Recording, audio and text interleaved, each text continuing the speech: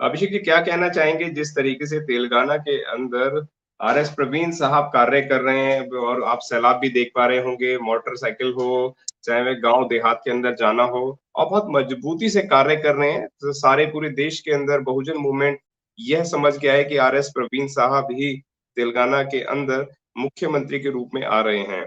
वहीं पे जिस तरीके से आकाश आनंद ने राजस्थान के अंदर ताबड़तोड़ रैलियाँ करी, वहाँ पे जनसंपर्क साधा और लगातार वहाँ पे एक बहुजन मूवमेंट को मजबूत किया।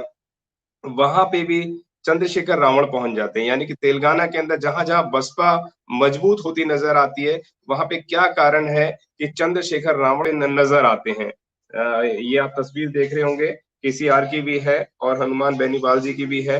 तो जहाँ पर बसपा मजबूत है, वहाँ पे चंद्रशेखर रावण ही क्यों उपस्थित होते हैं? क्या कहना चाहेंगे? ये जो है बहुत लाख टके का सवाल है लोगों के सामने, क्योंकि बहुत सारे लोग बहुत कंफ्यूज हैं। लोग सीधे पूछते हैं कि बसपा ने क्या किया है। भाई बसपा ने क्या किस बात की राजनीति की है? बसपा ने कभी क्या चावल दिलाने की बात की है? कभी फ्री बिजली की बात की है? क्या बसपा इस तरह की बात करती है जैसे और पार्टियों के लोग करते हैं? तो अब यही सवाल है कि बसपा ने आखिर राजनीति किस बात की है?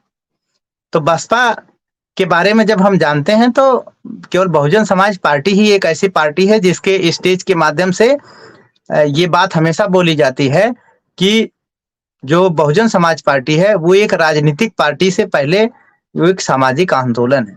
सामाजिक आंदोलन का मतलब क्या है? इस देश में जो ब्राह्मणवादी जो व्यवस्था है, जो गैर बराबरी की व्यवस्था है, उसको बदल के इस देश में समतावादी या अंबेडकरवादी विचारधारा को स्थापित करना है। और गैर बराबरी की व्यवस्था की सबसे बड़ी खामी क्या है? वो लोग व्यक्ति के या लोगों के जो आत्मसम्मान को क्या करती है? ठेस पहुंचाती है। तो बहुजन समाज पार्टी अगर आंदोलन चला रही तो किस बात का आंदोलन चला रही? वो चला रही है आंदोलन आत्मसम्मान का, जो संविधान में लिखा गया है, प्रियम्बल में लिखा गया है। तो आत्मसम्मान का आंदोलन ये कोई राजनीतिक पार्टी चलाए तो वो और राजनीतिक पार्टियों से उसका जो कार्यक्रम है, उसका जो कार्य करने की शैली है वो अलग होती है। इसलिए लोग इस देश में बहुत कंफ्यूज रहते हैं कि सारी राजनीतिक पार्टियां एक तरह की दिखती हैं और बहुजन समाज पार्टी अलग तरीके की दिखती है। तो लोग ये समझ नहीं पाते हैं कि भाई बहुजन समाज पार्टी क्या करती है। बहुजन समाज पार्टी पहले उन्हीं लोगों के लिए काम करती है जिनको ब्राह्मणवादी व्यवस्था ने जिनका आत्मसम्मान क्या कर दिया है? कुचल दिया है, जिसका आत्मबल को क्या कर दिया है? कमजोर कर दिया है। तो पहले एक वैचारिकी की बात करती है बहुजन समाज पार्टी, जिसमें आत्मसम्मान की बात हो। अब ये आत्मसम्मान की बात होना ये सबके लिए तो है नहीं। जहां संसाधनों पे लूट का जो है कार्यक्रम बन रहा हो, जहां लोग संसाधनों को लूटते हुए नजर आ रहे हों, अडानी अंबानी जैसे लोग, वहां बहुजन समाज पार्टी आत्मसम्मान की बात करती है। तो ये तो समझ में साधारण लोगों के समझ में आने की बात तो है नहीं। तो इसलिए बहुजन समाज पार्टी की राजनीति भी लोग नहीं जल्दी समझ पाते हैं। लेकिन जो लोग आत्मसम्मान की राजनीति को समझ जाते हैं, उनको और राजनीतिक पार्टियां बहुत ओछी लगने लगती हैं, बहुत कमजोर लगने लगती हैं। और ये बात सही है कि जला हुआ दिया ही दूसरे दिए बुझे हुए दिए को जलाता है। तो जिन लोगों को आत्मसम्मान की कीमत पता चल जाती है, तो वो लोग समाज में आत्मसम्मान को बढ़ाने के लिए लोगों के पास क्या है? जाने लगते हैं। और एक बार जिनको आत्मसम्मान की समझ पैदा हो जाती है, वो लोग अपने विरोधियों को बहुत आसानी से पहचान जाते हैं, फिर विरोधियों के षड्यंत्र को पहचानने लगते हैं। ऐसे में जो जितने भी मनुवादी दल हैं या मनुवादी लीडर हैं, अब वो घबराने लगते हैं। वो अगर वो आत्मसम्मान की बात करते हैं तो बहुजन समाज उन पे कभी भी विश्वास नहीं करता है। क्यों? क्योंकि बहुजन समाज आज तक उन पे विश्वास करके धोखा खाया है। इसलिए बहुजन समाज किस पे विश्वास करता है? बहुजन समाज अपने नेता पे विश्वास करता है, अपनी विचारधारा पे विश्वास करता है, अपने राष्ट्रीय राजनीतिक पार्टी पे विश्वास करता है। अब राष्ट्रीय राजनीतिक पार्टी आज बहुजन समाज पार्टी है और जिसकी नेता जो है माननीय बहन जी है। तो अब बहन जी को तो लोग आसानी से उनसे मिल नहीं सकते। आसानी से मिलने का मतलब है कि बहन जी को तो आप जो है कमजोर कर नहीं सकते, बहन जी को तो विचारधारा से आप भटका नहीं सकते। तो लोग क्या है, बहुजन समाज को भटकाने के लिए बहुजन समाज के बीच में चमचे पैदा करते हैं, जिसके ऊपर मान्यवर साहब कांशीराम ने एक किताब ही लिखी है कि बहुजन समाज में कितने तरीके के चमचे होते हैं। तो अब बहुजन समाज को अगर मनुवादी पार्टियों के लोग अगर बाबा साहब के विचारों की बात करेंगे तो बहुजन समाज उन पे कभी एतबार नहीं करता है। तो इसलिए वो पैसा इस्तेमाल करके बहुजन समाज के बीच में चमचे पैदा करते हैं, और वो चमचे क्या करते हैं, वो बहुजन समाज के लोगों को गुमराह करने की का काम करते हैं। इसीलिए केसीआर जैसे लोगों को इस बात का एहसास हो गया कि वहां पे जो जन नायक हैं आर.एस. प्रवीण जी, क्योंकि उनको प्रशासन का भी अनुभव है और उन्होंने क्या है, जिस परिस्थिति से वो निकले हुए हैं, जिस गुर्बत से, जिस गरीबी से वो निकले हुए हैं, उनको उसका भी एहसास है और वो बहुजन महापुरुषों के विचारों को के साथ उन्होंने अपनी जिंदगी में बदलाव भी देखा है।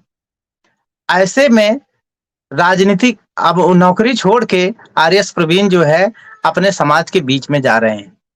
समाज के बहुत सारे लोग उनके अनुयायी हैं, उनको एक लीडर के रूप में देखना चाहते हैं। अभी हमने उनका एक भाषण सुना, एक इंटरव्यू सुना, उसमें लोग बोले कि लोग बहुत सारे वादा करते हैं कि आप हमको वोट दीजिए, हम जीत जाएंगे तो आपके लिए बहुत कुछ कर देंगे। तो पत्रकार ने पूछा कि क्या आप जीतने के बाद आएंगे इन गरीब लोगों के घरों में? तो उन्होंने बोला भाई मैं आऊं या ना आऊं, लेकिन इनको अगर मैं जीतता हूं, चीफ मिनिस्टर बनता हूं, तो इनको जरूर चीफ मिनिस्टर ऑफिस में ले आऊंगा, चीफ मिनिस्टर हाउस में ले आके इनको जरूर खाना खिलाऊंगा। तो कहने का मतलब है कि आर.एस. प्रवीण जी अच्छी तरह से जानते हैं कि बहुजन समाज की जरूरत क्या है और बहुजन समाज इस बात को बहुत अच्छी तरह समझ रहा है कि उनका लीडर कैसा होना चाहिए और वो अनुभव, वो लोगों की जो जन आकांक्षा है उसको पूरा करने के लिए जो आर.एस. प्रवीण जी जिस तरह से लोगों से मिलजुल रहे हैं, तो केसीआर को अब ये एहसास हो गया है कि उनकी कुर्सी खतरे में है। अब वो बहुजन समाज पार्टी से तो कोई समझौता कर नहीं सकते। उनके कहने पे बहुजन समाज के लोग उनके साथ जा नहीं सकते। इसलिए उन्होंने उत्तर प्रदेश से एक चमचे को इंपोर्ट किया है। इंपोर्ट क्यों किया है? क्योंकि भाई चमचा भी खाली है, घूम रहा है कि चुनाव के समय ही उसकी कीमत होती है। चुनाव खत्म, फिर उस चमचे की क्या कीमत है? तो उन्होंने चमचे का जो हित है, व्यक्तिगत हित है, उसको साध के अब बुलाया है कि भाई आओ, बहुजन समाज के लोगों को डिवाइड करो, बांटो, ताकि आर.एस. प्रवीण की जो वहां पे लोकप्रियता है उसको कम किया जा सके और जो ब्राह्मणवादी शासन है, मनुवादी शासन है, केसीआर के रूप में वो फिर से स्थापित किया जा सके। तो इसलिए उत्तर प्रदेश से चमचे को उधर ले जाके केसीआर घुमाने का काम कर रहे हैं, ताकि बहुजन समाज को, बहुजन समाज पार्टी को और वहां पे जो डिजिग्नेट हैं, माननीय बहन जी ने जिनको आशीर्वाद दिया है कि वो जीतने के बाद वही बहुजन समाज पार्टी के तरफ से मुख्यमंत्री के कैंडिडेट होंगे, उनको कमजोर किया जा सके। तो इसलिए जो है बार-बार केसीआर जो है आजाद समाज पार्टी को आमंत्रित कर रहे हैं कि किसी न किसी तरह से बहुजन समाज पार्टी को यही कमजोर कर सकते हैं। क्यों? क्योंकि उनकी अपनी व्यक्तिगत हालत ऐसी नहीं है। उनके पास पैसा जरूर है, पद जरूर है, पावर जरूर है, लेकिन बहुजन समाज के स्वाभिमान के सामने वो कमजोर है, वो कम है, वो फीकी है। इसलिए बहुजन समाज पार्टी के कैडर्स को वो प्रभावित नहीं कर सकते। बहुजन समाज के उन लोगों को प्रभावित नहीं कर सकते जो सम्मान से जीना जानते हैं।